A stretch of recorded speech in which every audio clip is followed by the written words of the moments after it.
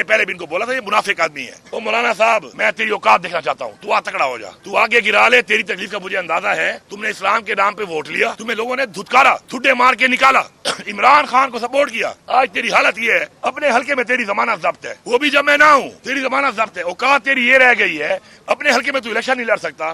Form 47 آیا تو بلوچستان سے ہوا ہے, باتیں تو پختونخوا ہی کر رہا ہے, تو جیلی مینڈیٹ کی بات کر رہا ہے. اچھا ایک اور کام بھی کر لیتے ہیں. مولانا صاحب کہتے ہیں نا جیلی مینڈیٹ ہے. میں ابھی آج پھر چیلنج کرتا ہوں مولانا صاحب, آپ کو پہلے میں نے ہرایا غیر موجودگی میں, پھر میرے بھائی نے ہرایا. آج یہ تمہیں چیلنج ہے, ہر پولنگ پہ کیمرہ میں لگاؤں گا, پیسے میں لگاؤں گا. میرا بھائی استعفا دے گا, تو اور میرا بھائی الیکشن لڑیں گے. تو جیت گیا, میں سیاست چھوڑ دوں گا, تو سیاست چھوڑے گا. تو نماز پڑھائے گا, اس کے بعد پتہ تیرے پیچھے نماز بھی ہوتی ہے کہ نہیں ہوتی, جنازے پڑھائے گا, وہ پتہ نہیں ہوتا ہے کہ نہیں ہوتا, اسے کوئی بلائے گا بھی نہیں. اس چیلنج کو قبول کرنے کی دم ہے, ضرورت ہے مولانا صاحب, آ جاؤ.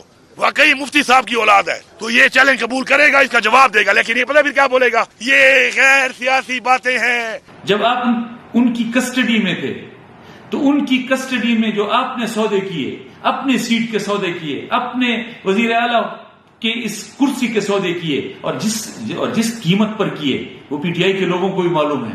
کاش میری حسرت ہے کہ وہ ویڈیوز ریلیز ہو جائیں کہ جن ویڈیوز میں آپ ان کے پیروں پر ہاتھ رکھ کر آنسوں سے روتے ہوئے ان سے معافی گڑ گڑا کر معافیا مانگ رہے تھے.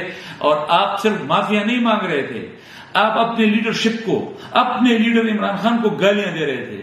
آپ اپنے لیڈر کی وائف بشرا بیگم کو گالیاں دے رہے تھے. آپ ان کی بہن علیمہ خان کو گالیاں دے رہے تھے. آپ ان کے خلاف جو زبان استعمال کر رہے تھے, اور آپ ان کے پیروں پر ہاتھ رکھ کر روتے ہوئے ان کو کہہ رہے تھے کہ میں پی ٹی آئی کو تقسیم کروں گا, میں ان کے اندر دراڑیں ڈالوں گا, میں ان کی تمام اسٹریٹجیز کو ناکام کروں گا, میں ان کی تحریک کو ناکام کروں گا.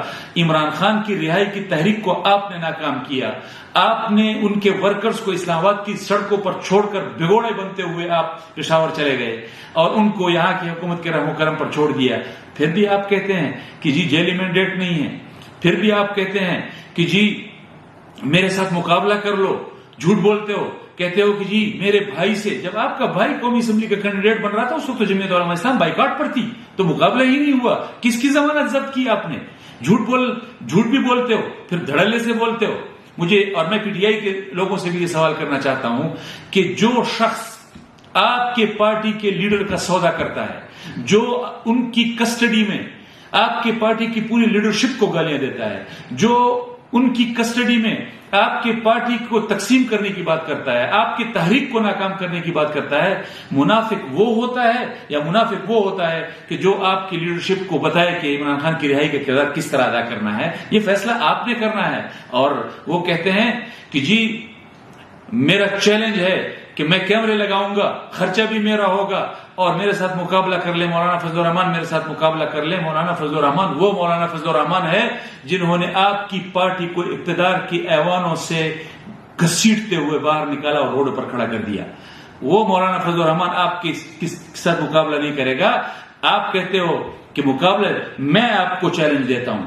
آپ اس مفتی محمود کے بیٹے کو چیلنج کرتے ہیں, یہ مفتی محمود کا بیٹا آپ کو چیلنج کر رہا ہے کہ اپنے بھائی سے آ جاؤ, ابھی اسی وقت استعفا دلواؤ, پہلے اس مفتی محمود کے بیٹے سے مقابلہ کر لو, پھر اس مفتی محمود کے بیٹے کا نام اپنی زبان پر لانا. اور آپ کہتے ہو کہ اگر مفتی محمود کا بیٹا ہوگا تو پھر تو میرا چیلنج قبول کرے گا. میں آپ کو یہ بھی نہیں کہہ سکتا, کیونکہ میں ڈیرہ اسماعیل خان کے جی پی او چوک پر کھڑے ہو کر پوری گنڈپور قوم کو کہہ چکا ہوں کہ گنڈپور آپ بڑے بہادر لوگ ہیں, آپ بڑے غیرت مند لوگ ہیں, لیکن اس کا ڈی این اے کرائیں. یہ آپ کے گنڈپوروں میں سے نہیں ہے, یہ گنڈپور نہیں ہے. تو میں تو آپ کو وہ بھی نہیں کہہ سکتا وہ, لیکن چیلنج میرا اسی طرح ہے کہ اپنے بھائی سے استعفا دلواؤ, آج دلواؤ, اور انشاءاللہ جمعیت علماء اسلام اور جمعیت علماء اسلام کے کارکن اور مفتی محمود کا یہ بیٹا, پہلے اس بیٹے سے گزر جاؤ, پھر ان کا نام اپنی زبان پر لانا. باقی جو آپ کا انداز گفتگو ہے, جس طرح آپ کو تکلیف ہوئی ہے, یہ آپ کو معلوم ہو چکا ہے کہ میرے چل چلاؤ کا زمانہ آ چکا ہے. انشاءاللہ جمعیت علماء اسلام صوبہ خیبر پختونخوا کی عوام کو بہت جلد آپ کے اس کرپشن, بد انتظامی اور بد امنی میں لتڑی ہوئی حکومت سے چھٹکارا دینے جا رہی ہے انشاءاللہ.